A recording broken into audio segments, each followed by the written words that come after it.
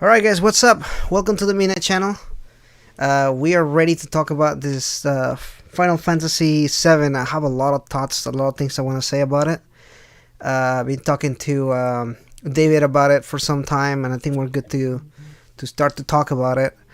But yeah, let's go ahead and introduce David here. Go ahead, David. Oh yeah, so hi guys. So my name is David. Still new to YouTube again. I've been on the podcast last time for Persona 5 Royal. It was really fun to discuss the game, and today we're here for FF7. I have a lot to say, for sure. Thanks for Yeah. having me on. Yeah, thanks for coming in. And before we kind of begin with this, I just want to kind of talk about what we're working on, what you have planned. We were recently just discussing news about something going on. If you want to give us a sneak peek on that. I'm sorry, Uh, misunderstood you. Talking about the news regarding Game Plus. Yeah, sure. Yeah, I have a new video coming up. I'll add it tomorrow to the channel. A quick video, honestly, really quick about what I think we will see from Atlas for the announcement that we got today for a new Game Plus Expo next month. I'm talking about on the video about SMT5 for a short bit since we don't have a lot to say for this game, and I'm talking about P5S as well, and the fact that I think it will be coming to the West. Awesome, awesome. So yeah, same here. We have the news today. So P5S is really close. Pretty exciting for that. Have a bunch of plans, videos to do about that. But let's go ahead and jump into Final Fantasy here. So tell me about what your past is with Final Fantasy, like favorite games, worst games. I kind of talk into what you like about Final Fantasy. Okay, well, I played a few games. I've been playing Final Fantasy for a while now. Can't remember exactly. I think Final Fantasy 3 was my first game on the DS, actually, not the original version, but on the DS, I think. But I played a lot of the. I'm just gonna turn around and look at my my shelf right here. But I know that I played the Dissidia game, the PSP games, and also the last one on the PS4 that was not as good. And then I also played FF15, this one, of course, FF7 Remake. I played Crisis Core as well. And I played 10 and 10 2. I played 4 on the GBA. And I played 12. But I think Nice, that's nice. it. I think that's it. So I played a few games, but I'm not like a I've never played 8, never played 9, and I never played 7. So this is one thing that I think will be interesting for today. I never played the original 7, so I have a whole new perspective on FF7. So I've never played the original one, don't have the nostalgia for it, so my opinion will be completely neutral here. Yeah, nice, nice. So I have played a bunch of Final Fantasy games. I think I actually played the original the original Final Fantasy on the NES, the Oh, really? cartridge. Yeah, I remember getting the cartridge for it. And then I played what Final Fantasy 6, 7, 8, 9, 10, what 11, and 13, and then 15, which I Oh, I completely played disliked. 13. I played it for 10 Yeah. minutes. Oh man, 13 was that was an interesting time in Final Fantasy history. There, my favorite games on the Final Fantasy, obviously Crisis Core. I love that game.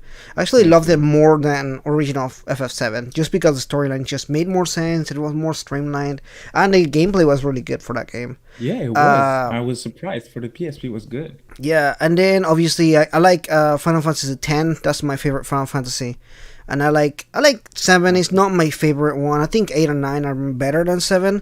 I don't know why there's so much hype around seven. I think it must be more like the hype behind it, like the nostalgia, like you were saying.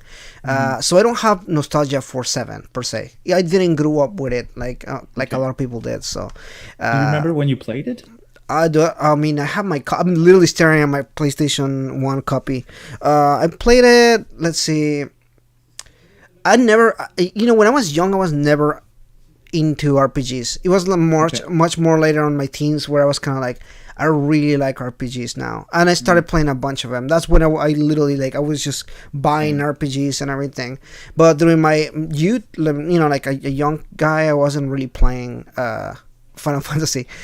So it was much more like I think PlayStation 2 was already out when I was playing Final Fantasy.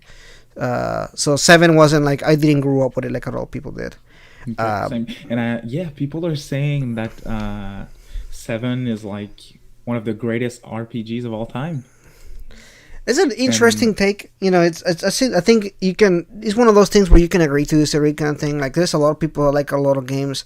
I hear Xenogears is mhm. really good, and there's all these debates. I mean, this turn-based RPG not podcast. I mean, this turn-based RPG webpage on like Facebook, and there are always arguments about like what is the best turn-based RPG, and I'm like, man, you're starting this Okay, crazy. I don't want to be part of that discussion. Yeah, yeah. No, I never partake, especially because I didn't play a lot of the really old ones. You know, like a lot of PlayStation One RPGs. Like I missed out on a lot of them, and it's kind Same, of rough. same. Hmm. But let's talk about Final Fantasy VII since we're kind of our topic for the day. You gave it an 8 out of 10, and I did too, but for different reasons. I think our reviews were very different in that sense. Yep, So I agree. you came in as a newcomer, kind of just looking into the game and what you were looking for. Did you have any expectations for seven? I know you were saying about how people say it's the best RPG. So were you going into Hmm. that mindset, kind of like this is the best RPG? Am I expecting, you know? Not the best RPG for sure, but I've been following FF7 Remake since its initial announcement at E3 2015. And when I saw it, yeah, I just want to make something clear. I've never played the original, but I know who Cloud is, and I knew a bit about the story before I played this one for sure because it's a classic, and I've heard a lot of people discuss the game. But when I saw the announcement trailer at E3 and that everyone was freaking out, and I at this point I knew how big of a deal it was, I started to build expectations up year after year until its release, and yes, I had expectations, but not as a fan of the first game that was saying that it's the best game of all time and things like that. So, what about you? Obviously, as somebody that plays the previous game, I did have some expectations. I had some things that I was looking forward to, and this game is an interesting mixed bag of good expectations and bad expectations. You know, there were some things that I was kind of like, this is gonna be really good, and the more I looked into it, the more I was more excited for it. It was kind of one of those things that I was like, the hype was here because the game is good, but every single trailer they were revealing more and more stuff, and I was like, gosh, this is gonna be good. Yeah. When the demo was released, which is not really a demo, it's like the first hour of the game, Yep. I was impressed with the gameplay. I was like, man, they really did a lot of stuff with the gameplay. But I feel like it was deceptive the way that they approached the remake title to Final Fantasy VII Remake, because it's Yeah. not a remake, it's a reimagining, it's a sequel to Final Fantasy VII. And sure, the expectations was for a remake, and that's how I went into the game.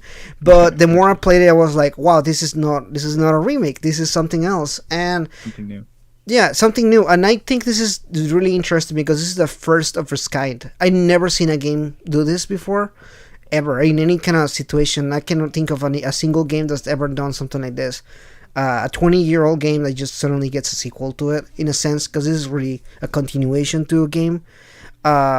And we can go in detail about this in a second. I'm just kind of like my impression on that. Um, I give it an 8 out of 10. I don't think it's a bad score at all. It's A not. lot of people acted like if it's not a 10, then it's bad. What is your opinion on that? Some people are blinded by by nostalgia. That's my opinion on. That's my take on that. Yeah, yeah, same here. I think a lot of people just this the nostalgia on it. I think even I was even honest about it. I was like, I don't know if my 8 out of 10 is from nostalgia as well, because you know, at a certain point you're kind of like, yeah, you know, you reminisce of the good times of Final Fantasy and everything. And this game is by no means bad. I think there's a lot of really good stuff that happens in the game, whether story wise or character development or music, gameplay. There's so many aspects of the game that I was like, this game nailed it in a lot of aspects, but I think it also missed a lot of opportunities that were kind of presented within the game itself. That I was kind of like, man, I don't really get why they are going in this direction. So I think at this point, I'm sorry, go ahead.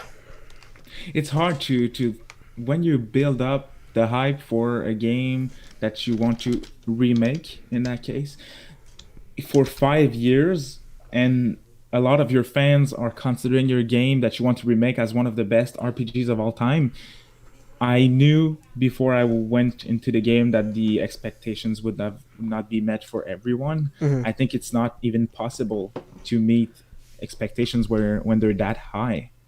I don't know what your take on that, but they build up something so big that it was not possible to reach the heights of some of their fans, I think. Yeah, yeah, and I think you're right. I think that part of it is also the way that people expected a game to happen versus how it actually went through and happened.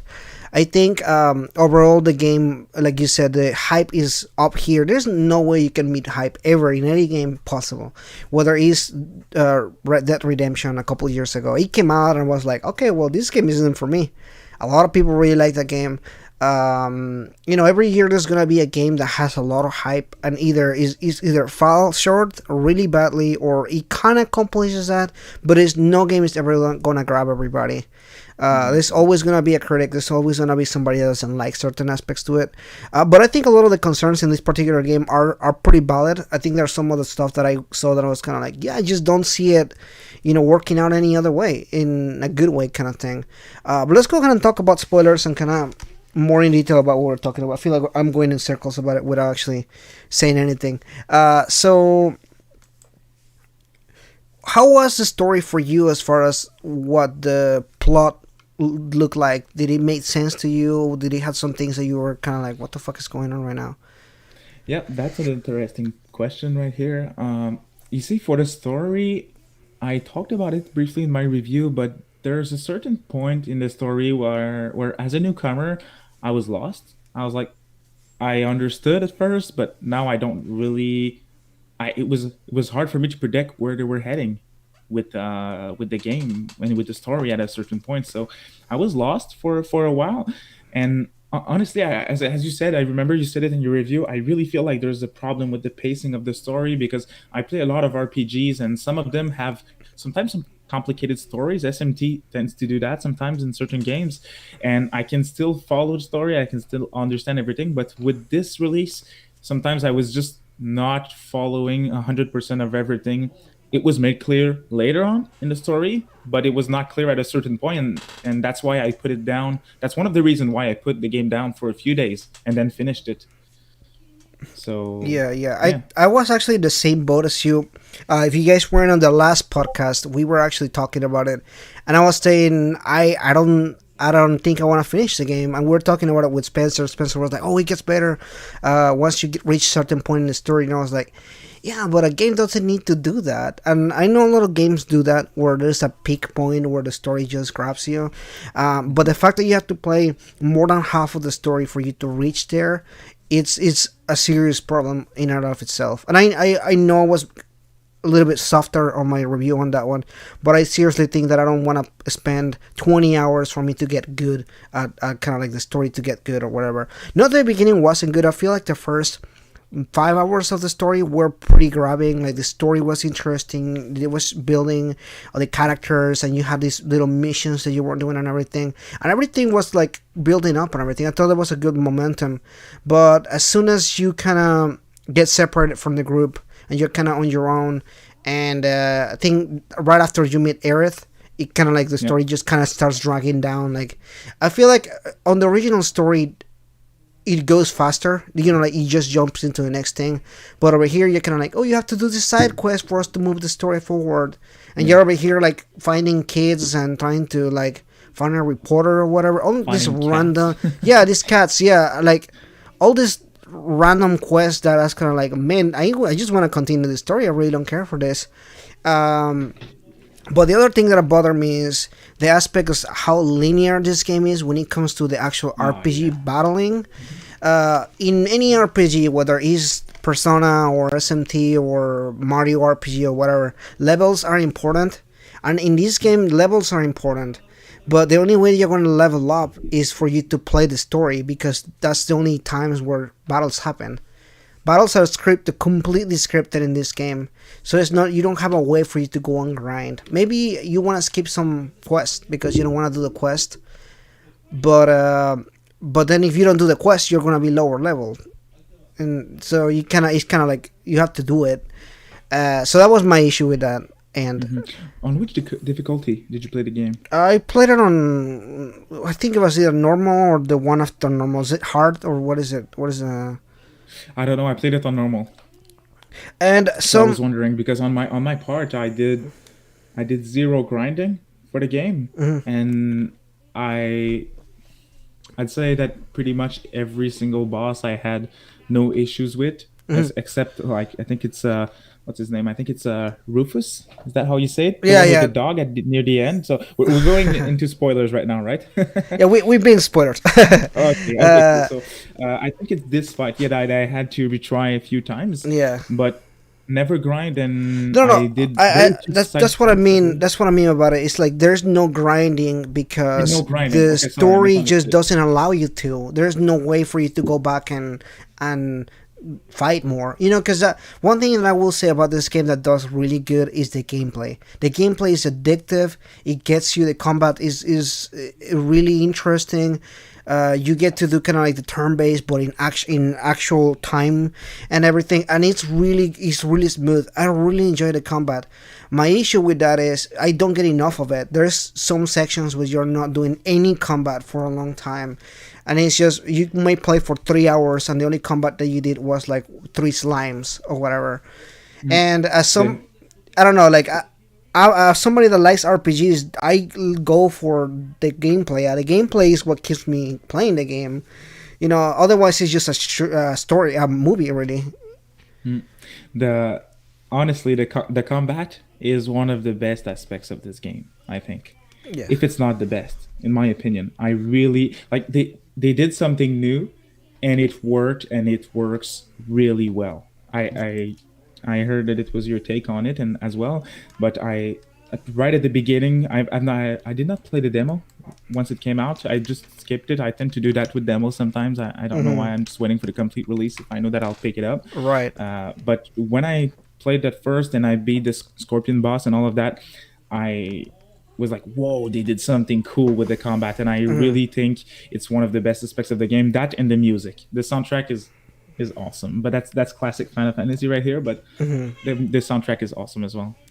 Yeah, the soundtrack is really good. It's interesting to think about how much they were able to change from one aspect to the gameplay for totally turn-based RPG to what they did. I think is easily could have turned into complete shit. There's been many examples within Final Fantasy 13 or 12, if you want to just go back a little bit, where the combat was just wasn't good, but they were able to turn it around in this one, and it works really well. It's like an extension of 15, where the combat was kind of fast paced and hack and slashy and everything, but a lot of fine tuning and everything was needed in this game, and I Mm. like the gameplay a lot. I just Yep. feel like it. There was some there was some good in FF15's combat Mm-hmm. for sure, I thought, but it was too simple, Mm-hmm. and they figured that out for Yeah, this one. it's like button smashy, but this one was a little bit Yep. more smarter.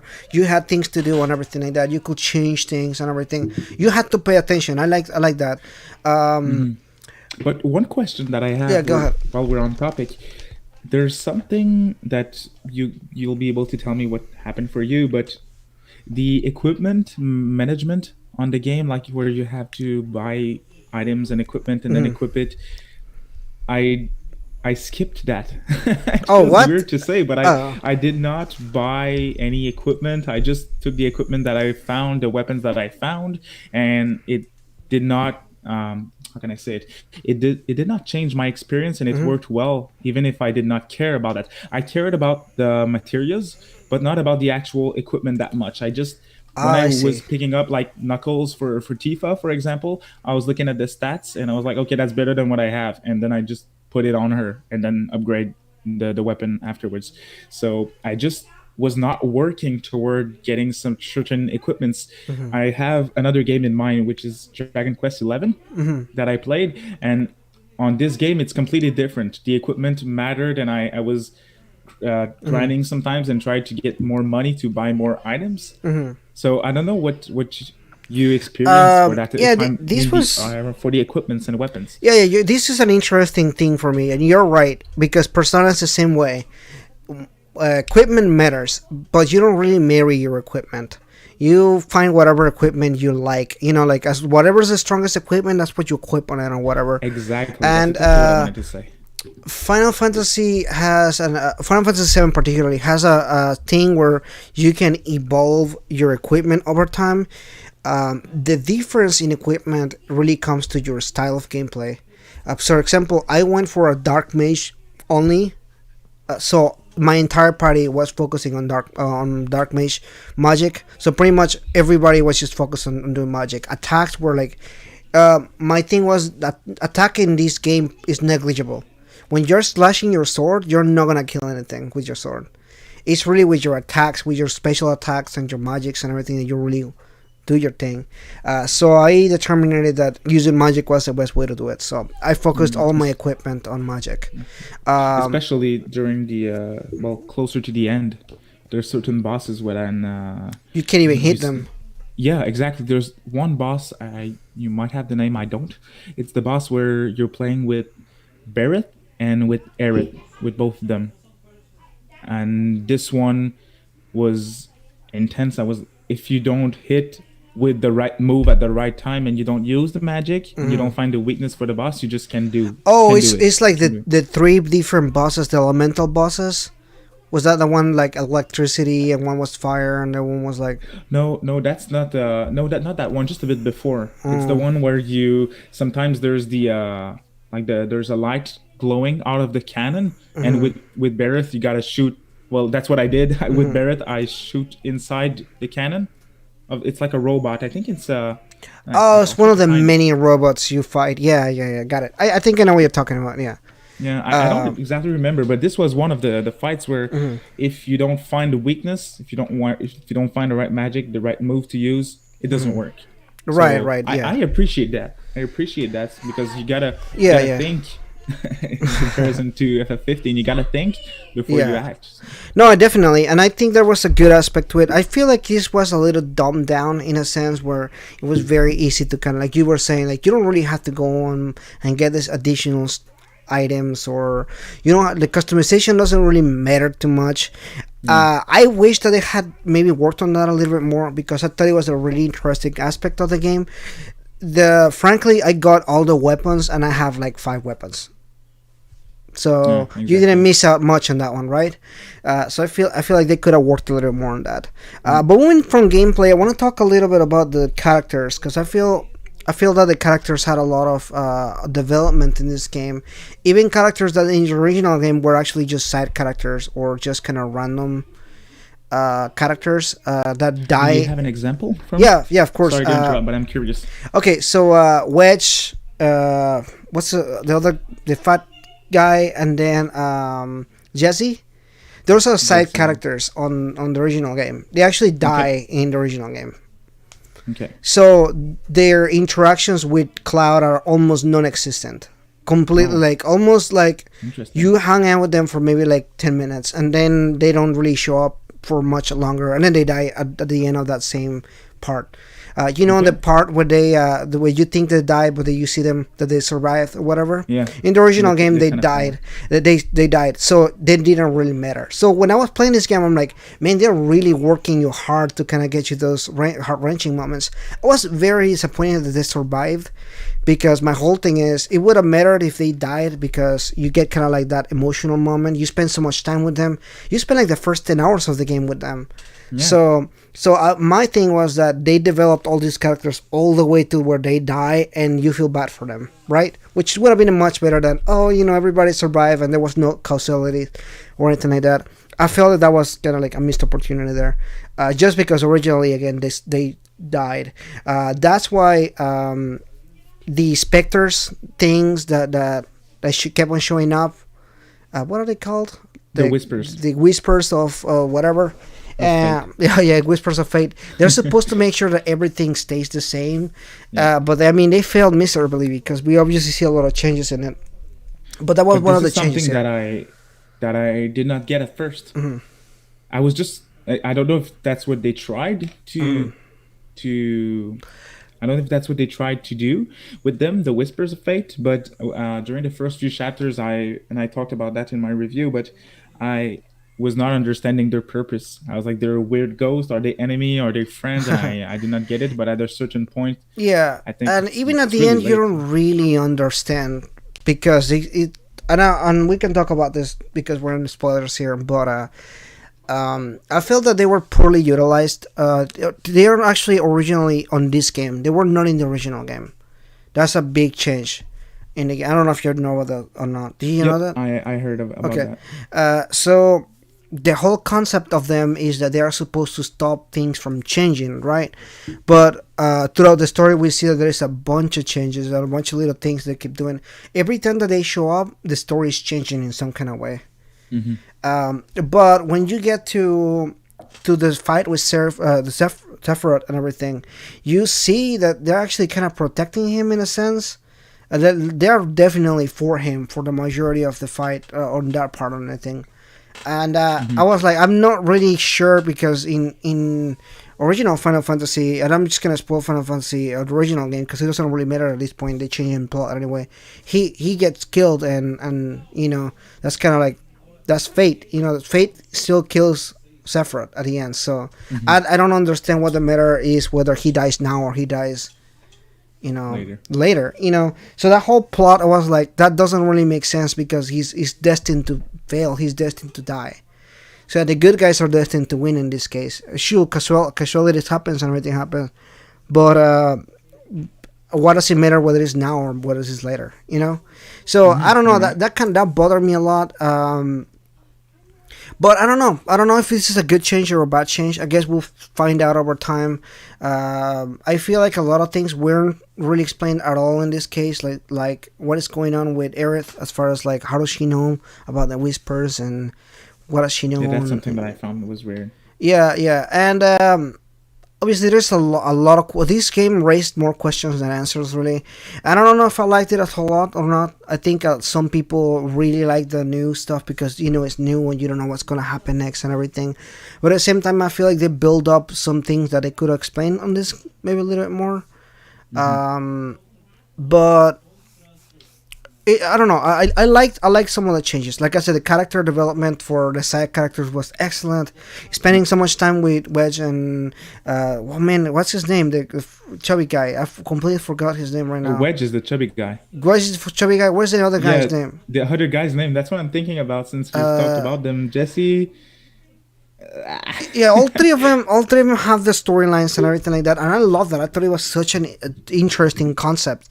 That didn't go anywhere, but I thought it was an interesting concept. I liked the. I really liked the characters. Mm, I did not play the first game again, but I really liked the characters in that game, and it's interesting. It's the name's Biggs, Biggs, there the you other go, there you dude. go. So They're Biggs is the actually, small one. they're actually Star Wars reference. Really? Yeah, they're both name of pilots from the original Star Wars movies. I just recently found out. I would have never caught that. Me neither. I'm a huge Star Wars fan, but that was the first time I ever heard that. I was like, oh, that's cool. That's really cool. Don't know which characters are those, but it's pretty cool. I Uh, watched all of the movies, but nothing more. So I know there's tons of backstory for those the Star Wars universe and tons of series and all of that. So yeah. Alrighty. So the side characters are good, but what you think about Aerith and Cloud and the main party that joins you throughout the story? the main party I really liked as well. Um, I my favorite character is Barrett, Hmm. and that's weird. I know that most people don't. They usually say the same names, but I really liked Barrett. I think he's really funny, and he's also really fun to play with during Yeah. combat. I really like his combat style and his character development as well. At first, you can easily see that he thinks Cloud's just a cocky little brat, but at the end, he respects him, and I even think he considers him as a friend. And I really like his development. That's why he's my favorite in the cast for now, at least. How about you? Honestly, it's interesting that you brought up Barrett because that's the one that comes to mind. It's not that I liked him.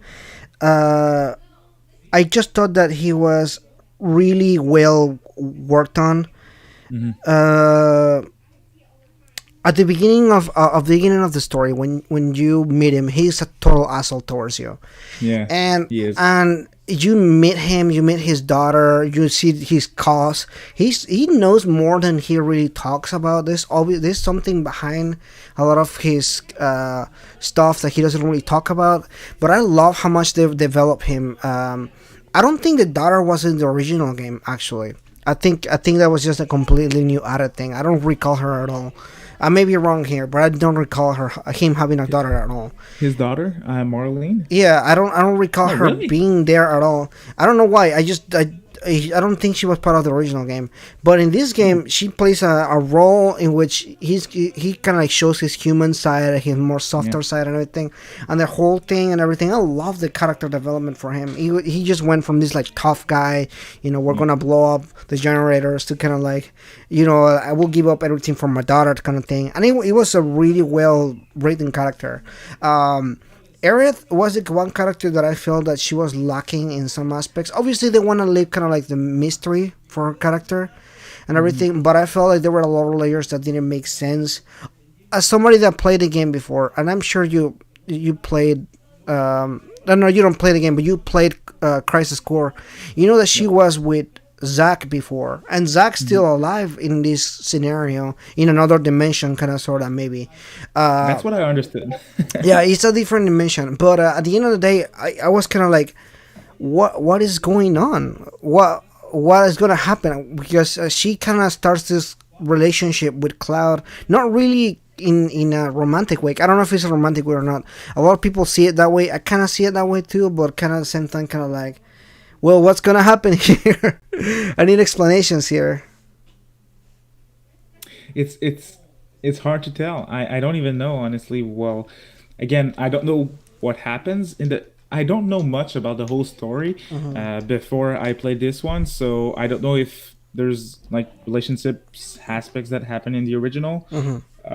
But as a newcomer and as someone that doesn't know that for the original, I did not feel that much relationship side of things with Cloud and any of the girls, honestly. Hmm. Like even with Tifa, I felt like it was more of a friendship thing, Yeah. and with Aerith, I'm just like you. I don't really know.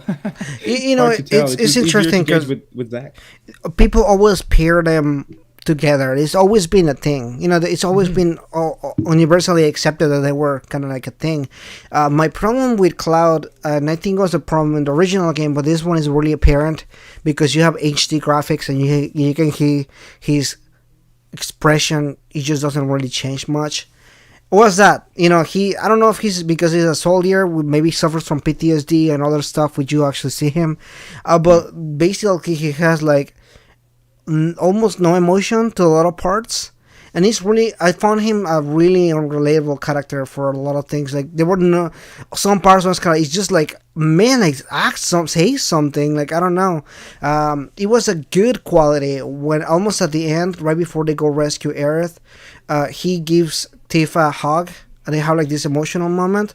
That I was was about to bring that up. the only moment that I was kind of like, "Holy shit, he has human emotions." Because for the entirety of the game, I was like, this dude is a cardboard. Like, he's literally just Yep. like a wooden piece of person just standing there. And I don't know, I don't know if that was the way that he was meant to be written, the way he was acted, or the way that he just came off as. I have no idea. I cannot figure that one out. That's Uh, really hard to tell. But when I reached that certain point in the story where he hugs Tifa, I was thinking that they would push Cloud in another direction, kind of like they did with Barrett, and change him and add emotions and all of that. But it was not the case at all. So when you say, I don't know if it was if they wanted to create a character like this without emotions, I feel like no. I feel like it was not wanted. It was not what they tried to do. It's just that we can't really. That's my opinion again. And I think that's we mhm. just can't feel him. We just can't feel what they're trying to do with him as a character. Yeah, it was really interesting, kind of like I just didn't feel that and the problem to me is they tried to communicate a lot of his emotions through Tifa, because they tried to sell you this friendship that they had before the story began. You know, they have this flashback when he was living and they're talking about, hey, you know, I may not come back or whatever. They're having this emotional conversation way before the game began or whatever. And I think a lot of times they're trying to communicate those emotions through her, but it just comes off as either Tifa is like the friend that likes him, and I don't know. It just comes off really awkward in a lot of parts. Hmm. It just feels really awkward for the majority of the when their interactions and stuff.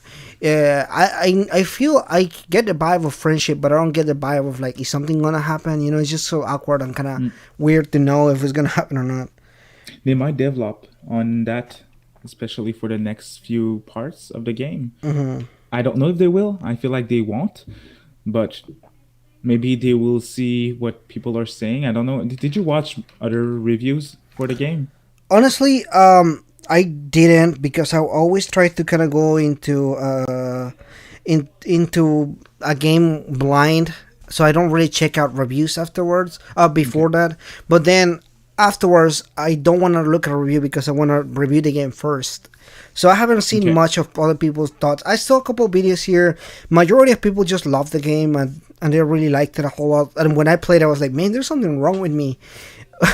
Because like I didn't like it as much as some people did, and I was like I didn't like some aspects to it. I was like, well, did we play the same game? Did they knew something I didn't? I just kept feeling I was missing something, and I just feel like the way they did the storytelling didn't just work out for me. I don't know. It may be Hmm. for some other people that work really. Maybe they have the game like implanted in their brains and then like know every single Yeah. thing or whatever. I don't know. I don't know. Hmm. I just felt like I was missing something there that some people Same. were kind of like getting, or like you said at the beginning of the video, it might just be people that have nostalgia for the game and really miss the game and kind of see it again. I don't know. Maybe a mixture of a lot of different things here. There's definitely quality here, but it's just that yes, I really feel like there's something wrong with the pacing of the story, and some things are left unexplained, and then it's to us fans as to figure out if they will fill those blanks in the next few parts or not. And I'm Honestly, just yeah, not certain at this this point. will be the real test of time for that game, whether they are able to redeem that together or not. Really, Mm, because if they're not able to do that, then you know that a shit game really there.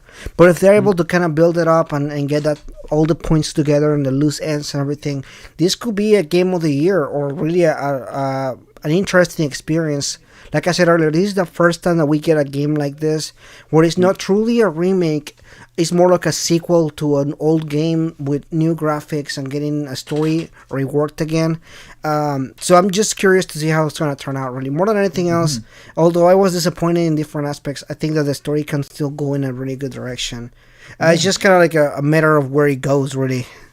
And there's one question that I wanted to bring up for since we're on the topic, but for the next parts, for let's say they don't announce beforehand how many parts they will be for the game, but let's say that it won't happen. But let's say tomorrow Square announces that Final Fantasy VII Remake Part 2 will come out, let's say Christmas 2021, for example. Let's Mhm. just throw that out there.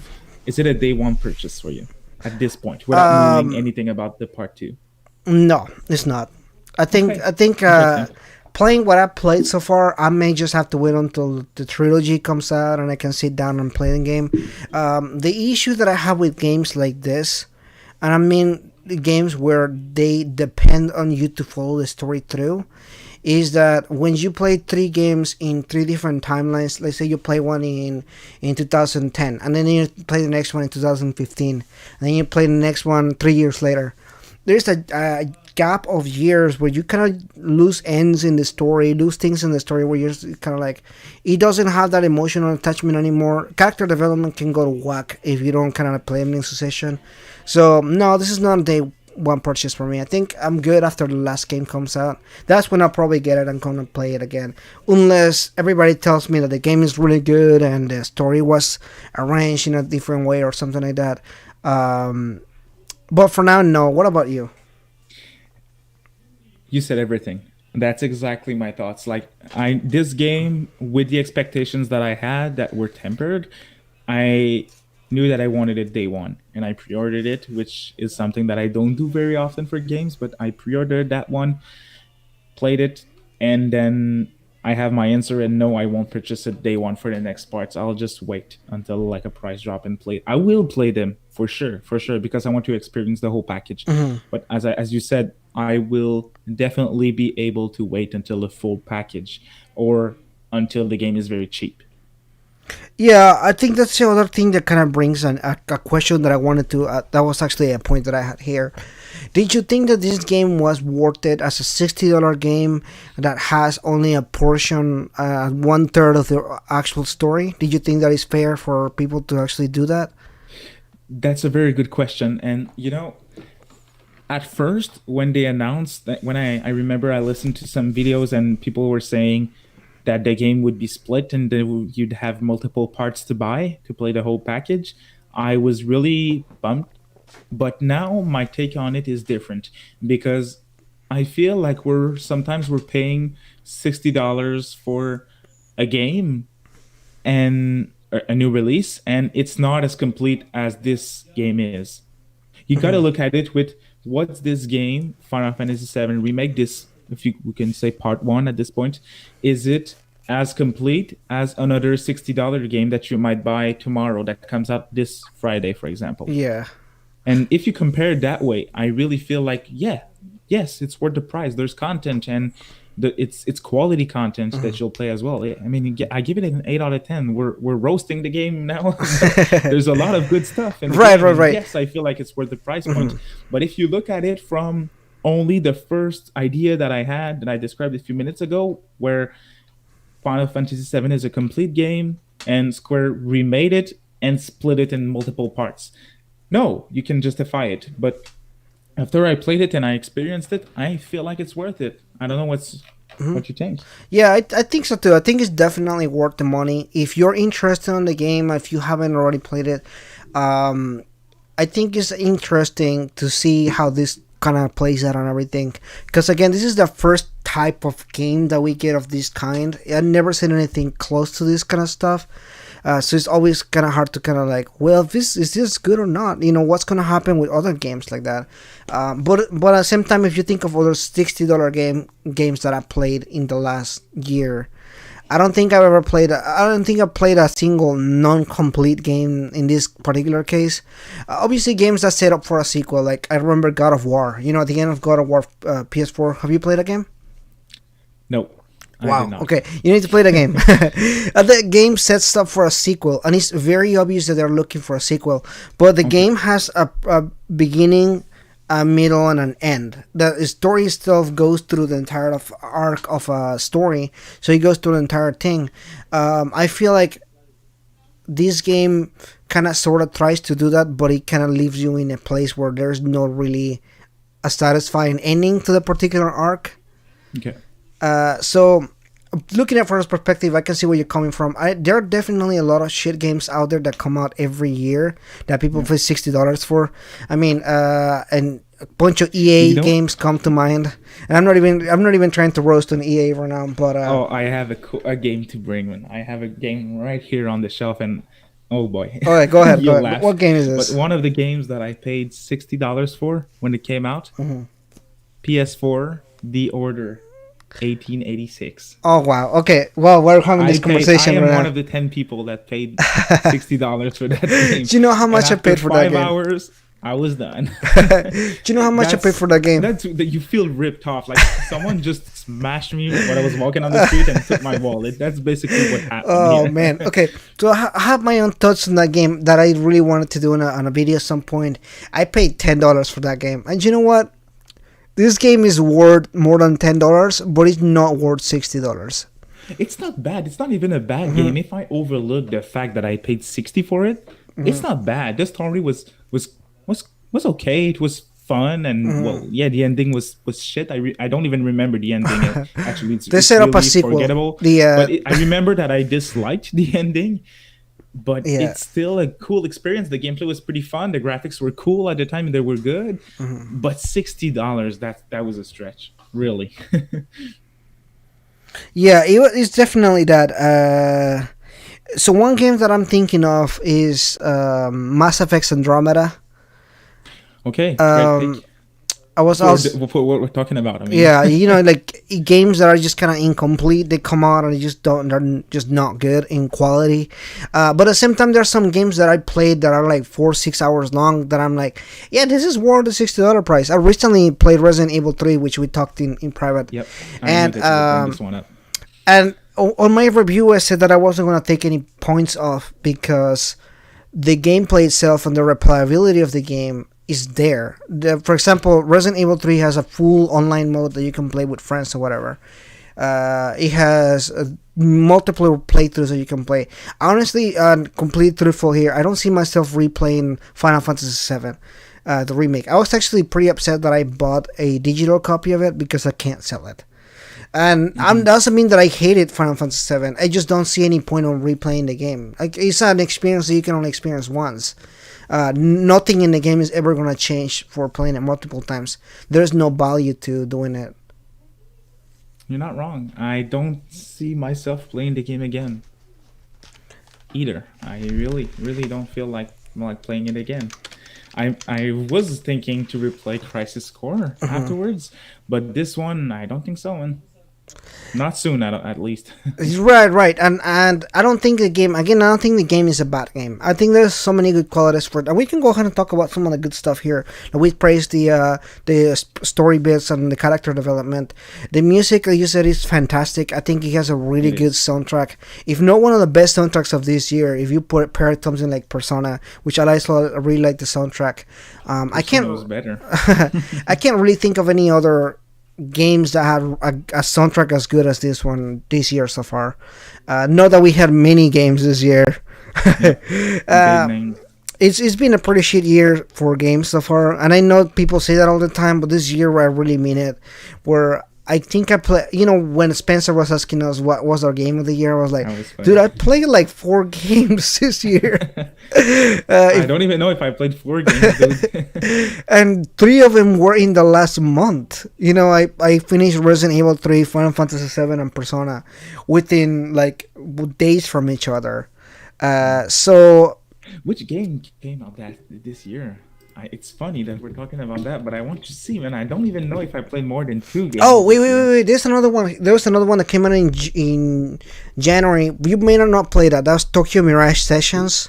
No, exactly. As we said with Spencer, Yeah, I need to play it. It's next on the backlog, but I bought it. I just have not played it yet, but I plan on playing that one for sure. yeah, yeah. So it's a thing where some that game is really good, but a lot of people don't like it for many different reasons. It's its own video discussion for a different day, but it's just Someone in the interesting. chat just said something very interesting. Okay, go ahead. Last message, Kyoto. He said, "Replay value can make or break a game. Like I've played XCOM 3 times. I have over 300 hours of gameplay in, and I spent $60 on it." Yeah, yeah, and That's a very good it's point. a That's a very great good point. point. I Yeah. spent $60 on Splatoon when it came out, and I played over 200 hours with one of my friends. That's money well invested right here. Yeah, any game where you can drop that amount of time is always good to put your time into. I think. Yeah, I mean, I can think of a lot of games that I played. Mainly the Persona games. I think I spent a lot of time into them, but yes, just time-consuming games. Onimusha is a game that is about 3 hours long. They recently ported this game to the Switch. I actually made a video on this. I spent 30 hours playing it. I played this multiple times, like trying to unlock things and everything. It's just one of those games that I was just I was addicted to it. I really like the gameplay for it. And this is like a PlayStation 2 game remastered into the Switch, but I really like the game a lot, so I spent so much time on it. And again, it's just like a 3 hour game. Like you can beat it in one sitting. Okay. Um, and it was $20, Again, so yeah.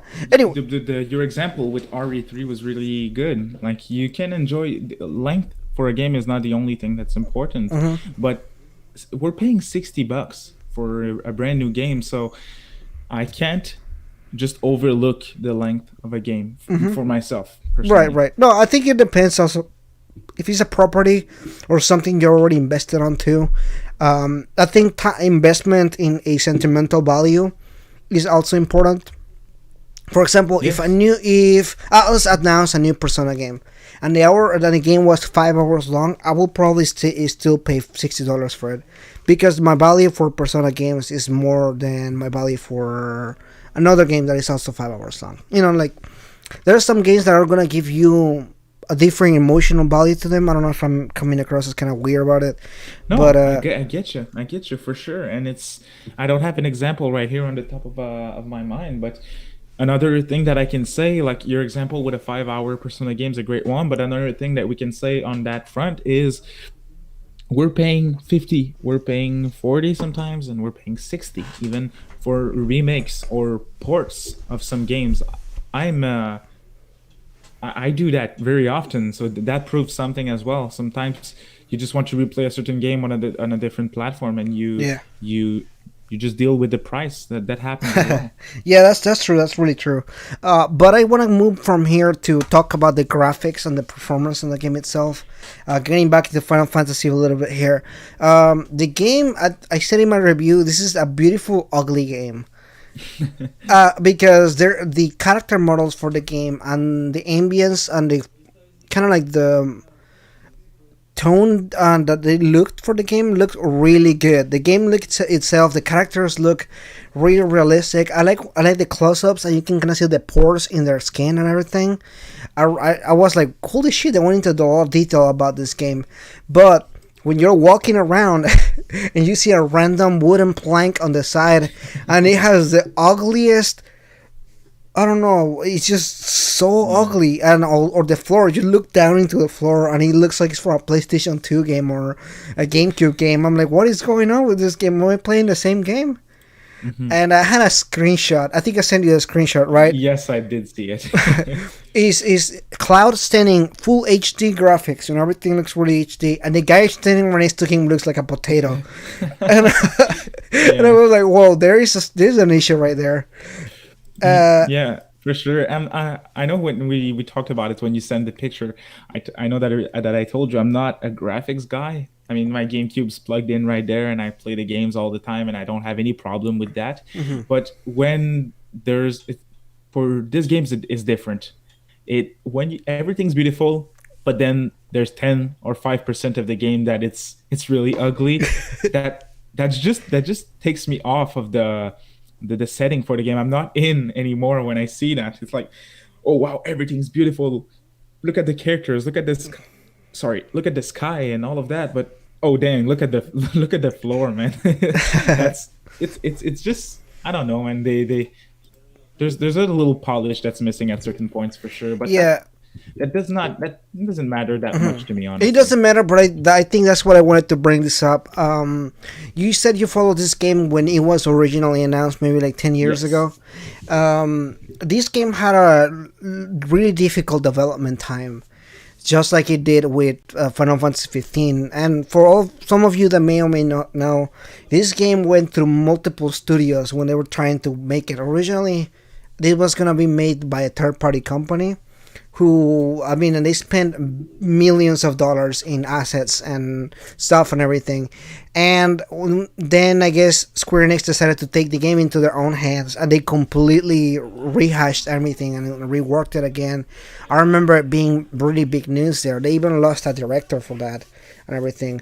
What you think about all that? Did you think that the wait was worth it? I know it was a long time for a wait. Did you think that I was kind of like, you follow the news, you follow the trailers, you follow every little detail, but it's kind of like, did it make you feel like, yeah, wait 10 years for this game? Think about it. Some Well, people waited even longer than that. So, yeah. Well, I waited for the game, but no, I did not follow. When I say I followed the game, I followed the announcements from Square directly, and I looked at all of the trailers and all of that. But I did not I was not following like a FF7 news groups on Facebook or on Twitter, stuff like that. Not that much because I'm not that big of a fan. From my point of view, yes, I think the game was worth the wait, but I can definitely understand why for a certain type of fan it was not worth it. I can easily understand that. But for me personally, if you that's your question, I think it was worth the wait. because my expectations were not that high. What And about you? That's a somebody good brought question. in Persona 5 as an example. Persona 5 was also a game that we actually waited, I think, like 8 or 9 years for. Yes, we did. So when you compare something like that, and I'm gonna compare Final Fantasy 15 to Persona 5 in this case because that's kind of like the easy example for me. I actually Hmm. waited the same amount of time for these two games. Final Fantasy 15 back in the day was 13 verses. I completely remember seeing the trailer on E3, and I was like super hyped for this game. This game looks awesome. Hack and slash Final Fantasy looks really good, and the game comes out, and I was extremely disappointed. I think we talked about this previously. This is Yep. my most disappointed Final Fantasy game that I ever played, And you're including not alone. and You're not and alone uh, with that. and I waited the same amount of time for Persona 5, and Persona 5 blew me away in different directions, whether it comes to the way that they rework the gameplay or the story itself or many different stuff. I was blown away what they did, and looking back into it, I think 7 was a good wait if you were invested in the story and the characters themselves as a Hmm. sequel. I don't think it was worth the wait maybe as a remake, because this is, again, I feel like there was a misleading statement when it came to Final Fantasy VII the remake, not being actually a remake. I feel like that kind of what bothered me about the whole thing. I may be the And I only can one. understand that. I don't know if there's anybody out there that complains about that or not. I may be the only person in this earth that find that really odd and almost like upsetting. Not that I'm upset about it, but I'm more kind of like confused about it. I was like, why didn't you come up front about it? I know you want to have the twist of, hey, we got you there, kind of thing. But I would have Hmm. been just fine if they would have just said, hey, this is a sequel to Final Fantasy VII, and you Yeah. get it and you Well, get that I experience liked to the it. term that you used before. It's a reimagine Mm-hmm. and reimagining for the original game. I listened recently to it. It was a debate on a channel that I really like from Player Essence that is actually in the Spawncast that you told me that you listened to. Mm-hmm. He had a debate with another channel with Nintendo Prime, and they were debating what's a remake and what's a remaster, and that was really entertaining to watch and to Mm-hmm. listen to. But a reimagining, like they brought that up in the stream that they were debating on, Mm-hmm. it's something else. It's another category because can you name another game that did a reimagining like this game did? Because I can't honestly. I don't have anything in mind. Right. Yeah, I don't think I have anything close to that. The only thing that I can think that is a reimagining and the sword, and this is almost like a remaster. We actually talked about it. The way that Atlas does their superior edition to the games, like it's Persona 3 to Persona FES, or Persona 4 to Persona 4 Golden, or Royal now. It's almost in that case where they change the story elements and they add new stuff and everything. That's the only thing that I can think of that is close to it, and it's not even in the same scale as what they did here. Hmm. But that's really the only thing that I can think that is even closer to that at all. Exactly. Well, it's there's they don't make those type of games often, and that's again another reason why the expectations were so high. I think. Yeah, but Mm. honestly, overall, I think like if you were a fan and you were waiting for this game, I think chances are the majority of the people that were fans were satisfied with the game that they got. I think most of the people were Probably. satisfied with it. I haven't Hmm. even seen the what people rate the game at. And actually, yeah, it completely went blind Well, you into it. see, So, we're on it for the rates. If I look mhm. at it, Yeah, go ahead, pull it up. I think FF7 is like an 80. It's an 80 something on Metacritic. It's 88 88 on on Metacritic. for the Metascore. That's for the companies how they rated it, but for the user score, it's actually 8 out of 10. So we're right on it with Right, the right. average Okay, okay. consumer. So we're actually not that far off from that. Exactly. So, well, I think that there's a reason why we gave 8 for each of us. Like Yeah, it's a good game, but there's some flaws for sure. yeah. I think different people have different things that they were looking for, and I will be interested to go and check some of the reviews for other people. Now that we're talking about it and everything, For sure, because for it will sure. be interesting to I see. did not even well I asked the question, but if I get back to that, I did not even watch other reviews after I watched yours because I knew that we would talk about it. Hmm. But I did not even watch other reviews. I did not feel like it. Sometimes when it's exactly as you said, I don't watch review. If I know that I for sure that I will play a certain game on launch day, I won't listen to some reviews beforehand because I don't want to get spoiled, and I want to make my own opinion on the game for my review afterwards. But once I'm done with a game and I really liked it, and sometimes I want to hear what people have to say on it, but I just did not do it for this one. I did it for P5R. I watched Yeah. a ton of reviews, but not for this one, which I think means something. Right, yeah, I think it's a completely different experience. This game altogether, I think it's better for you to get your own thoughts after playing the game yourself. I know people that like to watch playthroughs and this kind of stuff like that. I feel like this game is a completely different experience when you watch it and when you play it.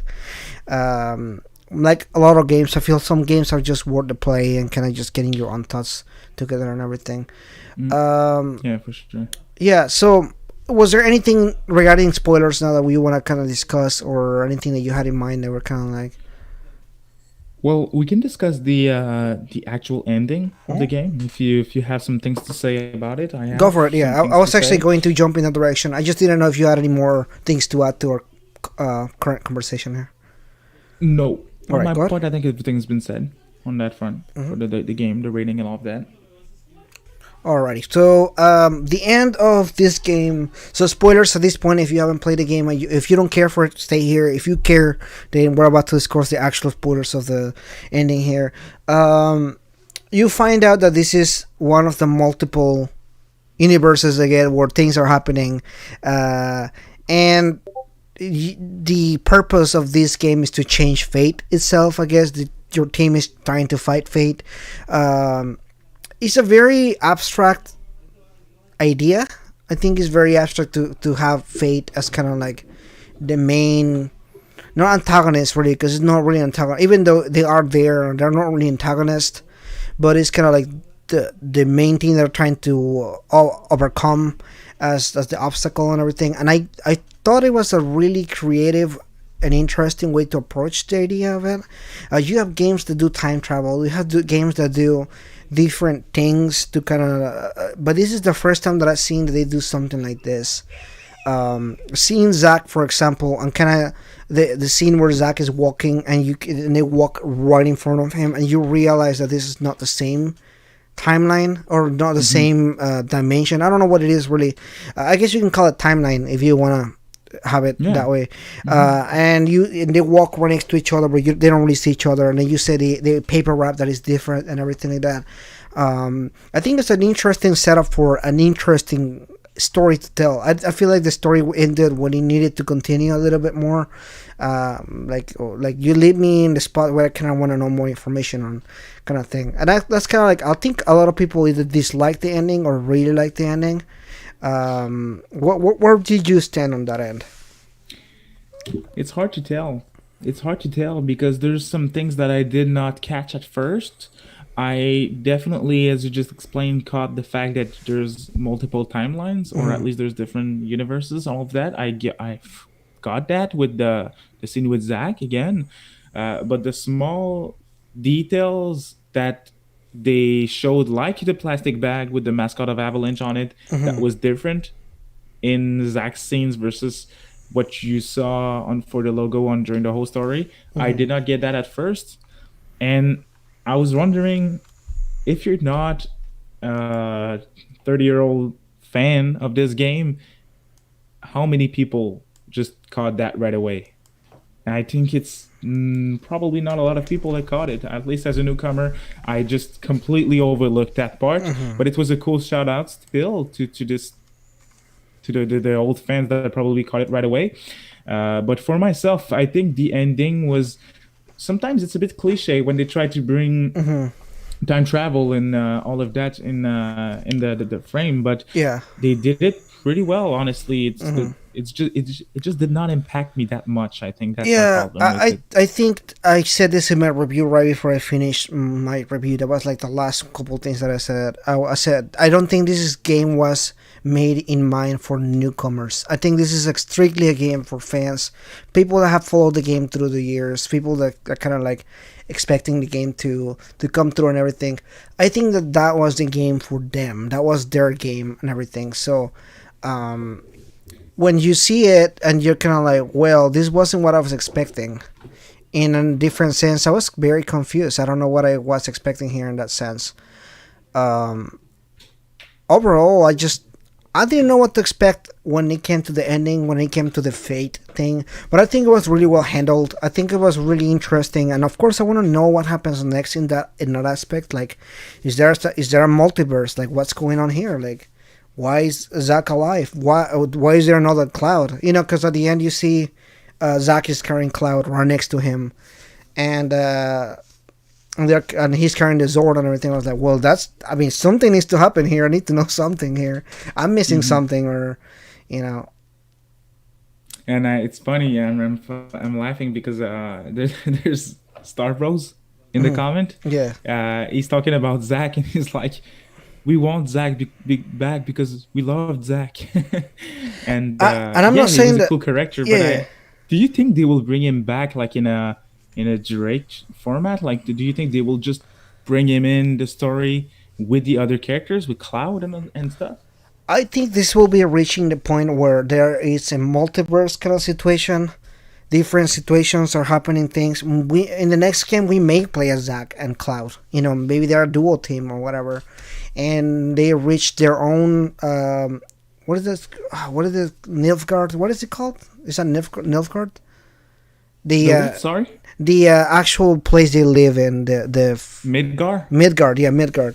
Uh, Maybe they reach their own Midgard and they find out there's a couple different stuff that is different. I don't know. I'm very curious how the gameplay is gonna turn out and everything. I am glad that they brought him back. This brings again more questions as than anything else really. I don't think this was a satisfying ending, but I think it was a satisfying setup for something else later on. Okay. Well, did you? What were you expecting for the ending? There's Okay. something that I listened on, and I actually think it was when the week that the FF7 released, they were talking about it on the Spawncast, Hmm. and someone was saying that they were thinking that the game would end after the motorcycle fight and after the robot on the bridge, Right, which I right. think in this game So it's like chapter 13 or so, no, no, no. I It's like think. chapter like 18. Eight. Okay, okay, Yeah, yeah, it's deeper. It's deeper. yeah. Okay, so I a lot of people said it would end right there. Hmm. So That in would have the been more disappointing, I think. Don't you mm, think? I don't know, because at the end you meet up. So the point of the first game is to establish Sephiroth as the main villain. So this game sets you up through that same path. And at the end, I think at the end of that disc, you find him once. He defeats you, kind of sorta, and then you escape, and then the stuff happens. So this game kind of doesn't do that at all. They Hmm. do set him up as a villain, but there's like a higher. He's doing a higher thing this time around. He's not just. He's messing with fate. I think he and Mary Aerith are doing something with fate that hasn't been done in the previous game. Hmm. Um, because there's a scene where he and Cloud are kind of like in another planet or something. You can see like the space and everything, and they're Yeah. having this conversation about um, a lot of different stuff and everything. And he starts talking about fate and changing fate and everything. And this game, as soon as that a lot of this stuff started happening, I was like, this is taking a completely different turn. Um, I didn't know what I was going to expect for this game. I knew there were some changes because the director, at least they were a little bit upfront about it. They were changing some stuff. I just didn't know how much the change was going to affect the Hmm. actual story and everything. Um, Again, not completely satisfied, but definitely intrigued for the next entry. Again, probably not gonna buy it day one, but I may play it down the line, maybe right Hmm. before the next one comes out or something. And I think it's something that they wanted to do because they well, obviously they wanted to do it since they did it. But what I mean is, if they were to just cut the game, the original game, where like the example with the robot on the bridge, it would be like, what would be the build up for next part at this point? Like, Uh, with this game, someone can just come in, put the disc on the PS4, play through the game, and be cool with it. Like, you don't. to 200% absolutely need to play another part to be okay with this. So if they were to just cut it after the robot on the bridge, I would have felt like, oh boy, I'm just missing something here. I don't know if you understand what I mean. Yeah, I totally agree with you. I think the setup that will be an interesting way. How is that gonna change? I think you may just play the game. Like if you didn't play the first one, you may still continue and play the second one without any issues. I think you're right there. Probably, And probably. That's my bet, but that we'll is see. We'll interesting. see. When do you think it's coming out? Oh, that's actually my next thing in my list to talk about here. So what do we take it from here as far as what do you expect from the next game? I don't think the next game is gonna be next year or the year after. I think it'll probably be like 2023 by the time they do it. Um, Interesting. I'm more on the larger side because I know how much time frame it takes for them to make games, and by them I mean Nomura, who likes to take years to make games. Hmm. So unless he's already working on it right now, which I really doubt, because he's also working on Kingdom Hearts. Um, the only other way that I see it is that it's gonna have to be either soon, like 2021 next year, or there is gonna be like 2023 or whatever after they release the next Kingdom Hearts game, because they did set up a hardcore Kingdom Hearts sequel for the next game. So, and he's directing both games, so I don't know how they're gonna work it around it. I have no idea. I don't know. I for sure the technical standpoint will be better since they have the engine running and the models are already done and all of that. But how long it will take to release it, it's hard to tell at this point. And I had a similar problem with SMT5 in my last video. Mm. Like I don't even want to predict the date at this point. It's just I can't tell. I think your bet is safe, 2022, Hmm. 2023, but I don't know, man. We'll see. It's hard to tell. And for the story, I really don't know where they will be heading. I have no idea. Yeah, and I think that's part of the excitement too, I guess, because the original storyline for Final Fantasy VII, but the new stuff is like it's new stuff. Nobody knows what's gonna happen next. I think that brings up a good setup for whatever may happen next. Um, so yeah, Square Enix is working on a lot of different projects. As I mentioned earlier, they set up as Kingdom Hearts as a sequel or as a bigger world kind of thing. So they are working on that too, and I'm not sure how that's going to affect that. They did open a new studio, but they lost their director right away, like within months. Did you hear about that? I did not. Okay, so the guy that directed Final Fantasy 15, Nomura had originally written Final Fantasy 15. A different director picked it up and finished 15, and then they gave him his own studio to work on a new game, and he quit within months from they opening the studio. Okay. So that's why Nomura was working on both Kingdom Hearts and Final Fantasy at the same time. Okay. So I don't know. I don't know how they're gonna work it out. I don't know if they already have somebody else, like maybe a veteran from a different Final Fantasy game or something like that, or maybe another one for Kingdom Hearts. I don't know how they're gonna do here because um, this can turn out in many different directions. Changing director in the middle of a sequel may not be the best thing, but again, both of these games kind of need him at this point, so I don't know. I have no idea, and I think that's part of because I did not play the original. Hmm. I just don't know where they will definitely have a conclusion at some point for the whole thing with Sephiroth and the Hmm. different universes. But where they will go with that, I can't tell honestly. I have no idea. All right, all right, all right. So I pretty much talked about everything that I had on Final Fantasy VII here. Did you have anything that you want to kind of go over, or Well, I had one small thing. yeah, go ahead. What did you think of climbing 59 floors Okay, that by walking slowly? that happens in the original game, kind of like almost like a gag of the sort. But I never really thought that they were actually gonna implement this in the game. It was a joke, really. People were joking about it, like, "Oh my god, we're gonna walk all these floors in HD," and I was like, "No way." And when Cloud starts Okay, working, I missed that. Okay, so Yeah, it's not that bad if it's a running gag. it's a running gag, but it also very bothersome when you're trying to finish the story and you have to literally walk slowly. I don't know why for some reason they made him walk really slow during that part. I Because he think it was does. to listen to the dialogue during the whole thing. I guess I don't. I don't know. I'm conflicted about that part. It was odd. I just didn't like. I don't know. I don't know. I hate one thing that I hated in this game is during these cutscenes. They're not really cutscenes because they're still walking, but they're walking really slow. You're just literally driving the character, but the character is talking to whoever, and they're walking super slow. And Yeah. I'm like, man, I want to walk faster, but the game wasn't let you walk faster because the story is happening, and that happens a lot. Or the other thing where you walk and then a cutscene happens, and then you walk a little bit and another cutscene happens.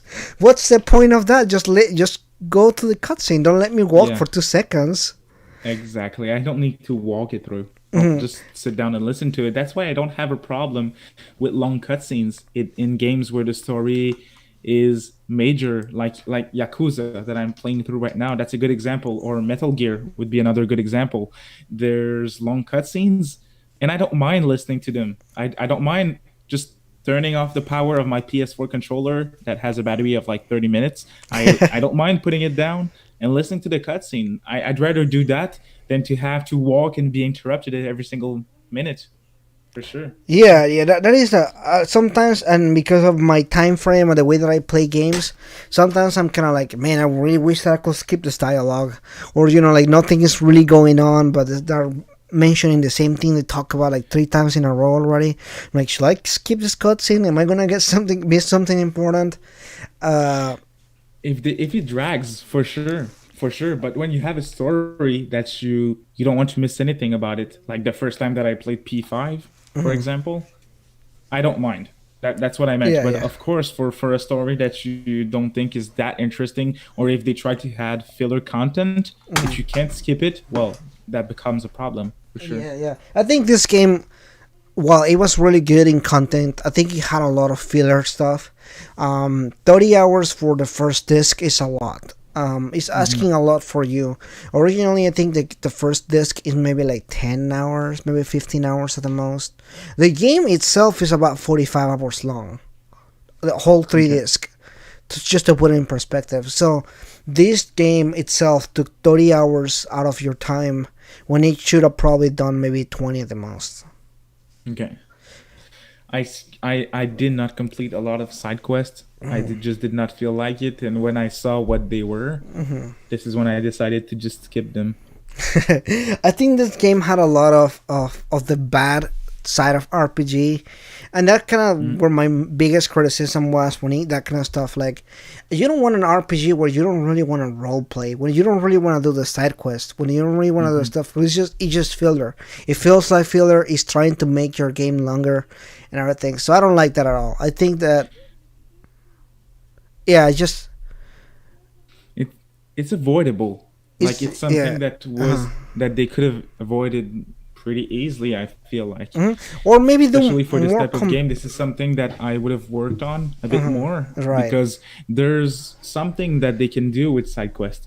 Uh, I again, I'm gonna bring up Yakuza because I'm playing it right now, so I have this game in mind. But Mhm. some of the side quests in this game, when I played them and I played through the side quests, I'm like, damn, I'm very happy that I just did not walk over this side character because his side quest is super memorable. Mhm. Like I played Yakuza Zero, I think like 3 or 4 months ago, and I there's still some side quests that I can bring up right there and tell you about because I remember them. I don't even remember a single side quest from FF7 that I played 2 weeks ago. you know, That says something, yeah, honestly, and I and think I that's think it sucks. It yeah, I think sucks. that's where I liked the way that Persona. I'm not bringing Persona because it's really like fresh in my mind. Persona has always had the same issue when it comes to the fetch quest and just annoying quest. Persona 5 revamped that with the system where you have the fan site and you can see those quests from people and stuff, and you have to do stuff and everything. Although they weren't really well executed, I think that I like the idea of them because there are really many stories that you kind of follow through, like the lady that was killing cats. or or this guy that was abusing his girlfriend or whatever. You have like all these Yeah. shitty people that are doing shitty Yeah, things, yeah. and the stories you follow through a mini story and everything. I like when quests do that. Hmm. Final Fantasy VII had none of those. He Yeah. had, I think the only close to that was one about a reporter who was supposed to be doing some kind of research for Shinra, and he Okay. like his life gets in stake or whatever. That's the only quest that I can think of that was even remotely interesting, and that quest was boring as shit as well. Hmm. It was Did go, you yeah, go do ahead. you remember a Final Fantasy game where the side quests are really worth playing and memorable? Because I don't. FF7, FF15 is the other one that I have in mind, which the side quests are terrible. It's even worse than this one. Oh yeah, It's they are like even go worse. somewhere, pick up three weeds, and come back here. It's like, wow, man, that's rough. Like I don't want to play like a You know flash game online. I'm that playing game a they can sixty crack me. dollar game that took 7 years to develop. Like, come on. Yeah, I don't know. That's really funny that you mentioned that game because the first part of that game is literally a fetch quest. You need to get enough money to pay for your ride. Yeah, You know, you yeah. have like you need $10,000 of whatever, and you need to pay money for it or whatever, and you're the fucking prince of this particular kingdom, Yeah, I and you have to remember. do fetch quests It's so you can terrible. pay for your limousine to get repaired, and that is the weirdest. Like, why even? And the funny thing is, Sid is like helper of the king or whatever, and I was like, that is Yeah. so weird. Like, why is this And even it's a like, thing? fuck you, you gotta pay 500 for your car. It's like, come on. And the other thing that grinded me so bad is that you have to pay gas for Oh that game. Like you yeah, have to yeah, refill your gas on the tank. I was like, what is going on? What am I playing right now? But the driving sucked. It was like automatically, like it kind of like you yeah. were It on did rails or suck. whatever. That was so weird. Anyway, going back to For the this one. first few minutes, it was okay. I was listening to the different soundtracks Oh, that was that good. you Yeah, I can like buy that. from the Yeah. different Hmm. games. That was cool. Hmm. But after 5 or 6 hours of playthrough, I was like, okay, then it gets old. It Yeah, gets it old. gets old. You have to go stop somewhere and fill up the tank, and Or stop somewhere, take a photo, and come back in. oh, dude, yeah, yeah. There's a lot of stuff like that. That can be its own video in and Like, of itself. I need to save the world. Oh, wait, let me take it. Let me take a Let me picture. take a selfie there. That was Yeah, kind of strange, but I liked. I think it was okay. That game was like filler 101 right there. yeah. But going back to Final Fantasy VII, I think it lacked a lot on that sense. Maybe the next one they can work it out. I don't know how they can work it out at all. I don't know, but I don't feel like there will be such a difference. I Honestly, don't think so. After 15 games, I don't think that's seen a change in them, and I don't think mm. we're gonna start seeing them now. They're Unfortunately. going to do a similar thing with part two. What I'm intrigued about Hmm. is the story.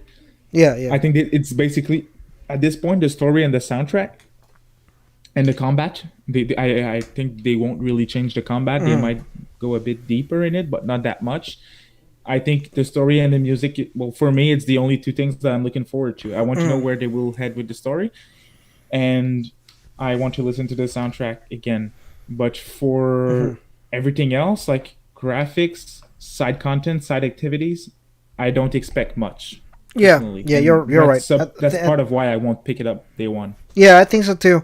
I think I'm in the same boat here, and now I want to make sure everybody that is listening to this, even to this point here, we don't hate the game. The game is still an 8 out of 10. 8 is good. It's a It's pretty good. damn good game. It's just a lot of things that bother me with the game that I feel free to talk about right now. Moving from here, I want to talk a little bit about Square Enix. You made a video about Square Enix that I want to bring up. Actually, that's how I met you. You made a video about Square Enix and how Atlas should take some cues from Square Enix. Yep. And I had a lot of And I things to just say want about that to video. point out that this video came out before FF7 remake, Yeah. just so people don't put it in my face right here. No, but I think it's an interesting game because I want to ask, what do you expect from Square Enix from this point forward? As far as like, is there any games that you're looking forward to, or do you think they're gonna do Well, any other things like another remakes or things like this of the sort? you see, this video. I was really talking about Switch support, Hmm. like Nintendo Switch support. That was my main topic, like how Atlas should take example from Square on the way that they decided to support the Switch. Hmm. That was my point because Right, right. I don't necessarily think that Square is a better developer than Atlas in a neutral standpoint. Like I prefer Atlas's games for sure, Hmm. but is Atlas a better developer than Square? That's debatable, I think. But on this video, your question was what I'm looking forward to with Hmm. Square. Um, I think they're doing a great job. They released a few heavy hitters in the last few years. Dragon Quest XI is the first one that comes to mind for Hmm. me. I really liked the game. Yeah. On the Switch, they did a great job as well with Octopath Traveler was good. On the 3DS, there was a lot of cool games as well. The Bravely Default franchise was awesome. Hmm. Bravely Default 2 is coming out actually. Right, right. Um, I'm trying to get around and look at my shelf here, but they put out some really cool games, and their Sex is another one that I played recently. They make great games, and even if they do have flaws, and I know that some of their business practices are questionable, to say the least. They're still cool, honestly. Hmm. Yeah, yeah. I think so too. I think there's a lot of good stuff that Square Enix does right. Like you said, you mentioned some games that I have in mind here. Whether it's Dragon Quest XI or Octopath Traveler or the Bravely Default series, I think that outside of the big games like Kingdom Hearts and Final Fantasy, there are some games out there that are really doing good for Square Enix in other ways. Actually, one of the games that I like from Square Enix is not made by them, but it's published by them. I don't know if you know about this one. This one is Life is Strange. I knew that you would bring this one up because I heard you talk about it in one of your videos. I don't remember which one, Hmm. but I did play the original Life is Strange, and I really liked it. Hmm. Cool game, really cool game, and the story was really cool. I was emotional at the end of that Uh-huh. story. God damn, it's been a few years, but I remember when I played it, I was like, at the end, I had a little tear, man. It doesn't happen that often for me, but this game was fun, and yes, it was well made. And did you play the other two? I think there's two other ones. Yeah. Like there's number two, and there's Hmm. like a another. I think there's another one. Right. This Life is Strange 2 just came out maybe like a year ago, half a year ago, something like Okay, that. Actually live streamed that game in. That was the first live game that I live streamed for its entirety here in the channel. really? Oh, Yeah, cool. yeah. Nora Persona game actually. That was the first one that I was kind of like I want to play through the entirety of the thing. Um, I bring that game up because I feel like there's a lot of quality games in Square Enix that they Hmm. kind of like almost like not even advertised. I feel like some of the games are really poorly advertised. Yep. The only reason why Dragon Quest XI did as well as it did, when you're talking about money wise, is because it already has a long-standing franchise. Yeah. But I didn't think it was even really well advertised properly. I feel like it almost comes out as almost like a child game, even though it's a full-on RPG with emotional aspects to them, and the story is pretty interesting, and there's a lot of really good stuff.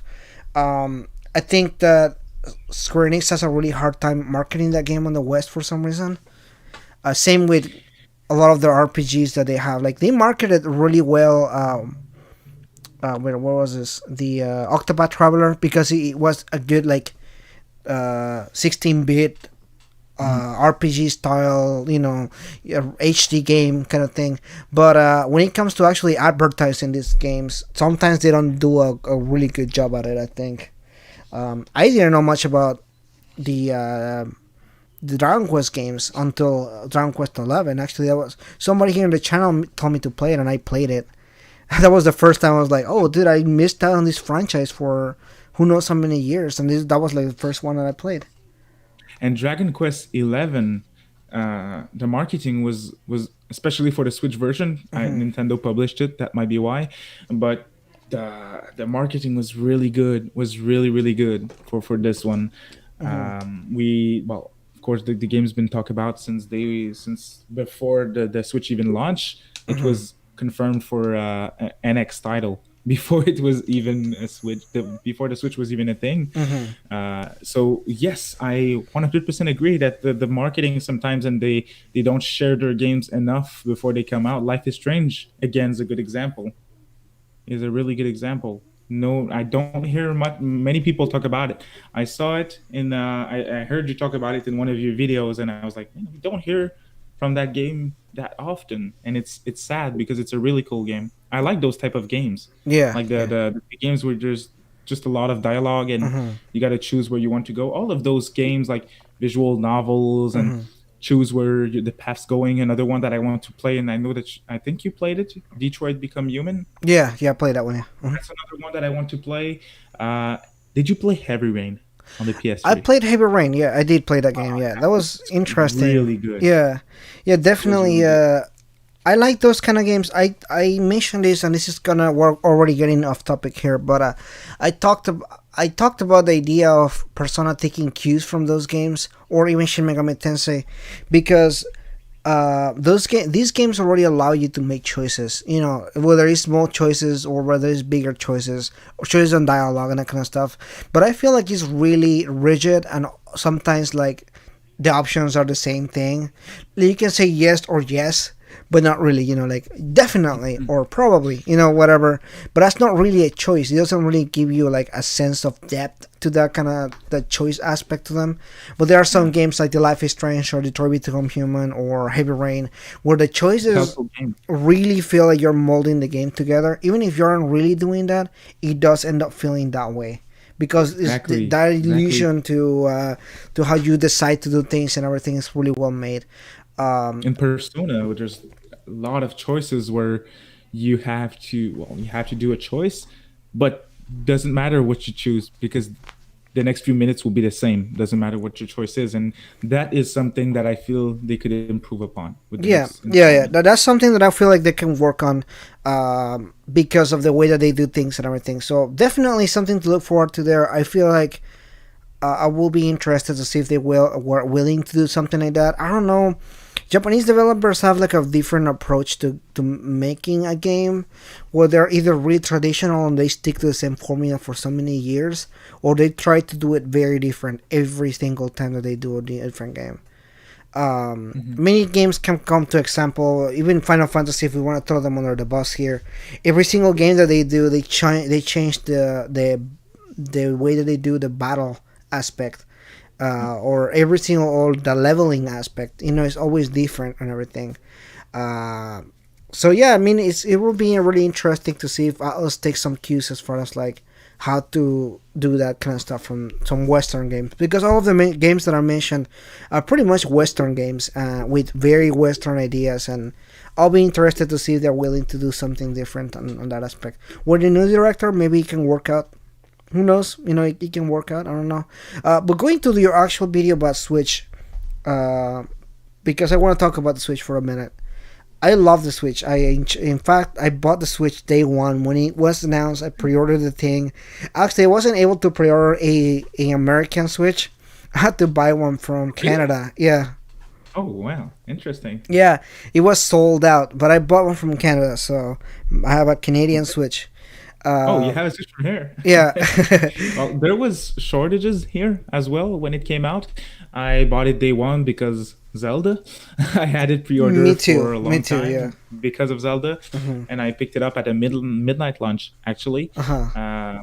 But one of my friends wanted to pick up the console once he saw me play Breath of the Wild, Hmm. but he was not able to pick it up until I think it was like a good 2 month Oh wow. after. So, yeah, so the launch was rough for Nintendo Yeah, with the supply. Was a really rough, and I don't know whether it was something to do with the way they wanted to control supply and demand, or whether they just weren't able to meet the demand that they were having from. I don't know. I don't know what the issue was in that one. I think it's always interesting to see. I heard Mhm. the PlayStation 5 is gonna have a smaller supply this time around. And I Yeah. don't know if that's a good idea, seeing the customer base that they built with the PS4. Do you plan on pre-ordering the PS5 I off topic? definitely am. I'm. That's gonna be a pre-order for me here. Even before you see the launch titles. That's Yeah, interesting. yeah. I always had a PlayStation. I think I'm at this point. I'm probably gonna trade in my PS4. I know the PS5 is gonna play PS4 titles, which is cool. so that's really a redeemable aspect from previous series, which they don't anymore. The PS4 was a disappointment in that aspect.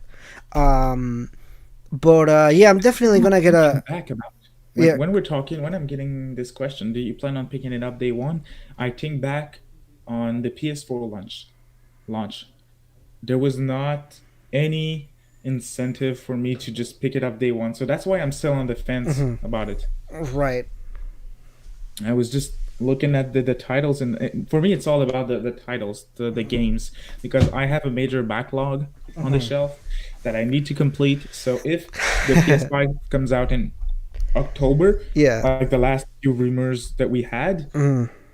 if like we get one or two titles, but nothing, no aviators for Mhm. me, and they try to put the emphasis on the PS4 games that will run better, that will look better on it. It's a skip for me at day one. I will pick it Mhm. up at some point, it's for sure, but it I might not pick it up day one if that's the route that they're heading towards. Interesting. So the reason why I will say that this is a day one purchase for me is I am attached to a lot of the PlayStation games that I already played. Hmm. Whether it's God of War or Spider Man, Horizon Zero Dawn, even Ghost of Tsushima, which hasn't come out yet, but this is a game that I've been waiting for and looking forward to. Um, these games, I think that's another one that I'm missing here. But all of these games, a lot of them are gonna get sequels. We know for sure God of War is gonna get a sequel. We know Horizon Zero Dawn is gonna get a sequel. So all of these games are already for me. Even without seeing the game, I know the sequel is gonna be as good or similar to the previous one. So to me, that's already kind of like okay, well, I have that. I wouldn't buy an Xbox. I don't have a need for an Xbox. My computer runs everything that I need to run on. That's kind of I never had this console war in my head. I'm kind of like, well, I can get all three of them, and I know a lot of people are not in the same aspect where they can just go and buy a Xbox or a PS4 or whatever. But in my head, I'm like, if the games are worth the money and you already play the prequels to them or the original games, I'm sure the sequel in some kind of capacity is gonna be as good or if not as just as okay as the previous one. Hmm. That's why I'm okay with pre-ordering day one, just because I played the previous games. You said you haven't played God of War. Have you played Horizon Zero Dawn or Spider Man or? Your picks are making me laugh because I have Horizon Zero Dawn on the shelf. I have God of War on the shelf, and I've never played any of them. Don't crucify me. I plan on playing them because I know that they're considered Mhm. by many to be awesome games and some of the best of this generation. But I have yet to play any of them. Spider Man, I really plan to play as well since I played the. Mhm. Well, it's not a fair comparison, I think, but I played the Batman Yeah, Arkham trilogy. it's a fair comparison. I know people say it's not, but it definitely is a fair comparison. The gameplay, the fighting, the combat is similar. Everything Mhm. else is It's different, but the combat is similar. I don't buy all of the superhero games since there's a lot of games that are not that good. But when Batman first came out on the PS3, Batman's my man. So he's on the top of the list for heroes. And when I saw the gameplay and I saw that, I was like, oh man, I gotta pick it up. Mhm. It happened with Spider-Man, but no, I was missing a little something that made me Mhm. skip it for day one. I don't know if it's the release window when it came out that I Mhm. had too much stuff to play. Sometimes Yeah. that's the reason why I skip a game, and that's exactly what happened with Horizon. Mhm. Since it came out. If I'm not certain, but I think it came out like a week or two before or after Zelda. It did, So yeah, this it is did. why I That just that skipped that's it, what killed that game and originally. The game came out 2 weeks before Legend of Zelda, and I played the exactly. So game this and is why I just skipped it. mhm, But for other games like Spider-Man, it's just that I don't know. It went on mhm. the backlog pile, but all of those games that you mentioned, I plan on playing at some point. Okay, I definitely do. when you do play them, that is the reason why I'm buying a PS5. All three of them have really good story and everything. And I'm sorry, there's a question. I'm sorry. I don't know. I was trying to read the chat there. Um, I'm not following the chat anymore. I'm I'm sorry. sorry. This sometimes uh, sometimes there's some keywords that just pop for me. I saw Naruto a few mm, minutes ago, and I just had to type something. yeah, But I don't know. It was yeah, just I ask. don't I really don't know. have He them. was asking a question, but I completely missed the question. I don't even. I lost my train of thought there. But yeah, there's all these games that I'm kind of like already invested on them. And not only like they play the game, but also like kind of like a lot of these games are really good. Like all three of them that I played, I was like, yeah, I really like it. I'm not attached to the Uncharted series. A lot of people really like those Right. games. They're just not for me. They're not my type of game and everything. So I'm not kind of like, oh man, I really need to play the next one. I am curious about The Last of Us because I really like The Last of Us, the first one. In fact, that's probably one of my top 10 games of all time, The Last of Us. So I'm curious about the second one. I'm sure I don't know what's gonna happen in the next one. I know the spoilers and leaks and everything about it. I've been trying to avoid that drama as much as I can. I just want to go and play the game. Uh, We need to talk at some point about Last of Us, because you I know that you answered one of my tweets when I said that. What was the question already? It was, which game does everybody like that you don't? And I said Last of Us, mhm. and that's when you replied. um, I just I probably need to give it another chance. Honestly, I feel like Mhm. I should, but when I played it the first time, I Mhm. played it for a while. Like I gave it its chance, but the story was not. It did not grab me, and the gameplay neither. So that's why I just dropped it. But it's been a few years. I played it back on the PS3, not long after launch, and I just picked it up since it was a big deal and Mhm. for the studio that's behind it. But I should give it another chance for sure. I think a lot of people were turned off by the gameplay. I don't think the gameplay was particularly stellar for a lot of people. And I always heard that as a complaint, kind of like, well, the gameplay just wasn't really good. I was like, it was really standard for a kind of survival game and everything. Had the typical, making your tools and shooting and everything. For me, the story really grabbed me almost like 3 quarters to the end of the game when you start finding out a lot of stuff and everything, and that's when it really kind of like started to build up for me. Um, but I'm really looking forward to the second game. I know a lot of people are like really upset about leaks and all kinds of stuff that happened with the game. I'm not particularly worried about that. I try to stay out away from politics and that kind of stuff as much as I can. So in my mind, I'm kind of like that doesn't really affect my need or my want for games. I stay away from games is a hobby for me. It's not like like I'm gonna lose a friend over whether you believe whatever you want to believe in a game. It's just a game. Yeah, that's important.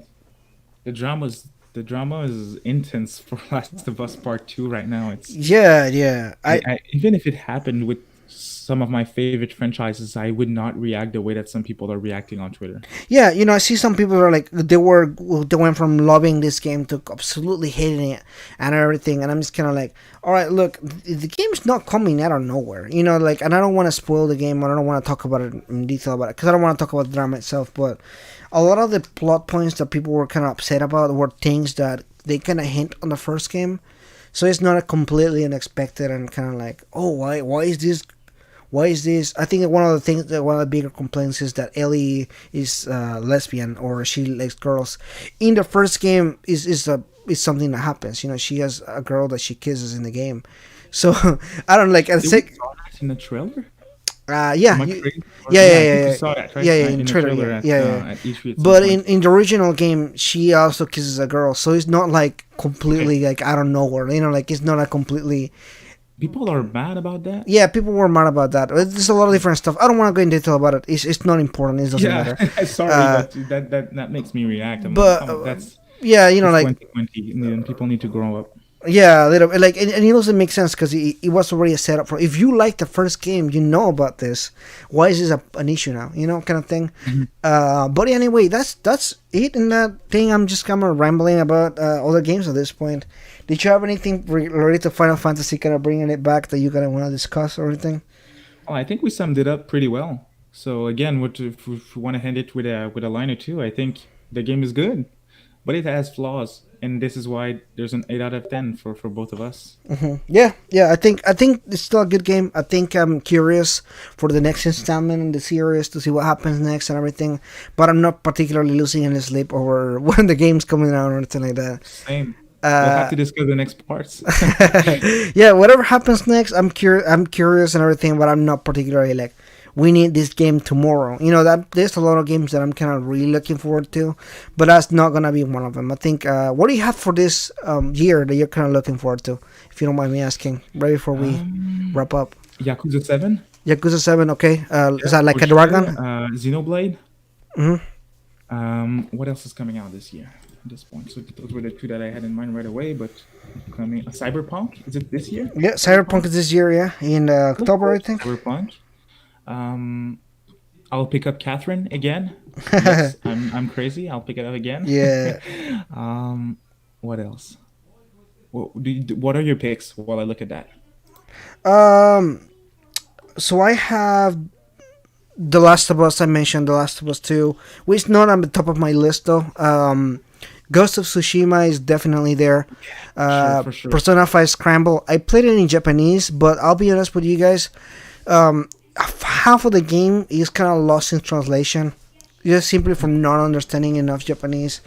The gameplay is super addictive. Look forward to that. The gameplay. If you have you played the demo for that one? I did. Yes, I did play the demo. Okay, the demo is pretty interesting, but the way that, like Spencer said, there's so many layers to it later on in the game that the demo doesn't really does justice to the actual game. I think the game is really good, but the story is lacking. From what I have played Okay. in the Japanese version, is no, it doesn't really live up to a sequel to Persona. But then again, I personally don't think that Persona 5 has the best story or anything like that. But the second one is just more of a road trip kind of thing. If you know, like, it feels like a road trip kind of game. Like, imagine if your That's favorite smart. characters just went on a road trip and just had like the good Persona moments where they're hanging out and stuff, along with a story that's kind of so okay. Well, Uh, if this one comes out 2020, it's a day one pickup for me as well, of course, since it's Persona and Atlas, mhm. and I really look forward to it. But I don't think it's a 2020 release. I'm not sure anymore. Uh-huh. No, I think it's a 2020 release. Just looking at a lot of different stuff from what I know and Oh leaks and yeah. everything, I'm pretty sure it's gonna be something at the end of the year, or probably before that. I think the end of the year will Oh be yeah. a really bad time frame for that game to release in. Okay. Yeah, Uh, I also think so. I mhm. also think so. I think what I would happens. think the beginning of Mhm, 2021, since Atlas does rarely release their game in like a few months only after they mhm. announce them. Well, Well, I know that this is a localization. It's mhm. different. I agree, Right. but I don't know. We don't know about the localization yet. Well, We will uh, probably heard about it next month the though. So reason why I say that is because the localization for the Asian release is actually coming out next month in June 18th, for the Asian version of the game. And okay, Persona 5 Royal came out in February this year. and it came out in In February, no, October no, 2010. no, no, no, no. I'm talking about the Asian release, For, localization in for Asia. Royal, Yeah. Mm. Royal was it not the year before? It was it. No, no, Asia, not Japan, Asia. So, Oh, hey, so, okay, sorry, so sorry. the localization for Korea, China, the islands, Okay, all the area is was in February, and then we got it in what, March, 2 months later. So thinking that they are also translating the games and everything, I am sure the time frame is probably gonna be about the same. If we okay. if they get it in June, we're probably gonna get it by August. That is my guess based on like previous games and everything. There's just an educated guess there. Well, I'm Um, down for that. For sure. The sooner the better. Yeah, definitely. And I'm curious. I'm curious. So obviously, I have the Ghost of Tsushima. Cyberpunk 2077 is actually like my most anticipated game of the year. Like, you can talk about Persona and Persona Scramble and everything, but I played those games already, so my anticipation level kind of goes down as I play the games and everything. But Cyberpunk is interesting because I love the aesthetic of Cyberpunk, the way that it looks Yeah. and everything, and I really like The Witcher 3. It's actually also in my best games of my life. Like, it's my top 10 games. Yeah. So I playing, watched your video about so you have to. what was it? So 7.2077 is gonna be an interesting game. I'm not gonna be able to live stream this on YouTube for sure. There's a lot of nudity on that game, so I don't know what they're gonna do with that. Actually, I'm curious. Are they gonna allow that? It's a game. It's not real. I Um, don't know. We'll I'm see. I'm really interested to see what's gonna I think happen they there. went a bit far with The Witcher. Did they not on that front? Actually, yeah, there was nudity on that game, but I don't know if it was allowed to be streamed on Facebook, on YouTube. I can't think of Okay. it. But and and the game that I'm currently looking forward to is Xenoblade. I never played it. My friends had talked to me about it, but I did play the original Xeno games. The what is that? Xenogears, Xenosaga. Xenogears and Xenosaga. I played those, so Okay. I know the team behind them, and I like their gameplay style. Funny story about Xenoblade 2. I bought it on the Switch, and Amazon delivered it, and it was stolen. And Oh, really? yeah, and I never got to play that game. I pre-ordered it for the channel. That was actually right when I started my channel, I think, or it was during that time frame when I had just started and I wanted to play it really bad. It was stolen. I never got a chance to play that game, and I didn't buy it again. I was like, I don't have unlimited money to just go and buy a game twice. Which is understandable. Yeah, yeah. So yeah, my friend, she was the one that recommended me the game, and she talked a lot about the game and everything. And I was like, I really want to play the game. It sounds really fun and everything. And I've been trying to even make like a video about it, but I was like, I don't know much about it to kind of make a video about it without playing it and everything. So I've been asking people around, and like I've been asking about it and everything. I'm kind of like, I really want to know like what you think about the game, because obviously it's a remaster version of it. But I'm curious, what the game is like and everything. I don't know. Seeing trailers is not the same as actually playing the game. Yeah, for sure. I'll pick it up as well for sure. That's the next game that is coming up that I'll pick up day one. Yeah, yeah. All right. So the soonest, at least. Yeah, definitely. It looks really interesting, and I don't know much about the world or anything like that, but it looks like it's gonna be a good game. I look forward to one more RPGs on the Switch and everything. Cause I don't know, I haven't played anything lately in the Switch that I'm kind of blown away by.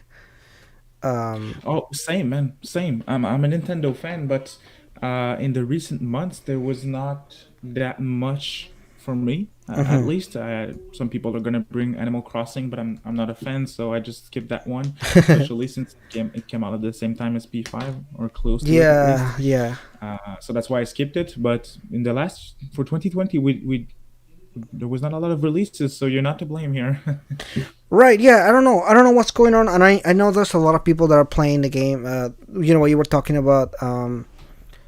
Oh, you're talking about XCOM 2. I haven't actually. I don't never played an XCOM game, so I can't really talk about them at all. I think he's talking about Xenoblade Chronicles 2. Oh, Xenoblade. Okay. That or he's off topic. Oh, okay. One of Am the I off two. topic or? Okay, well, if it's Xenoblade Chronicles 2, um, I'll play it eventually, some point, someday. I think I'm gonna play the first one first before I jump At into this the point, I'd second one. wait as well. Yeah, um, yeah, but that's pretty much all I have here today, guys. It's pretty fun to kind of go over Final Yeah, Fantasy and then just talking about games and everything. Did you have anything else you wanted to add or discuss while we're here? that was it. Honestly, for Final Fantasy VII, I think we said what we had to say, and yeah, it was really fun again to talk about games. I like to just get everything out of my mind. It's fun to make videos, but it's fun to just discuss it as well. Yeah, definitely. It's always good to. Oh, okay, him. Okay, so it is Xenoblade Chronicles too. Yeah. So yeah. Okay. Cool. Cool. Cool. All I right. would like to be on again, man. If you want to discuss anything else, if you want to, we're doing podcasts for specific games. But if you want to talk, Yeah. we like to go off topic. So if you want to just talk about the news for a certain week, man, I'd be down. I'd be down to come back All right. Sounds for sure. good. Thank you for coming in. I appreciate it. This is the second time that you come into the channel, and it's always fun to discuss things and everything. So I appreciate it. Thank you so much for coming in, guys. It's been fun to have you guys here and checking out the chat and everything. Sorry, I'm not as interactive in the chat as I usually am. I'm really far away from the camera. They're gonna be able to read the letters and everything. I'm like, I can't barely tell what it says right there. But yeah, thank you so much for coming in, guys.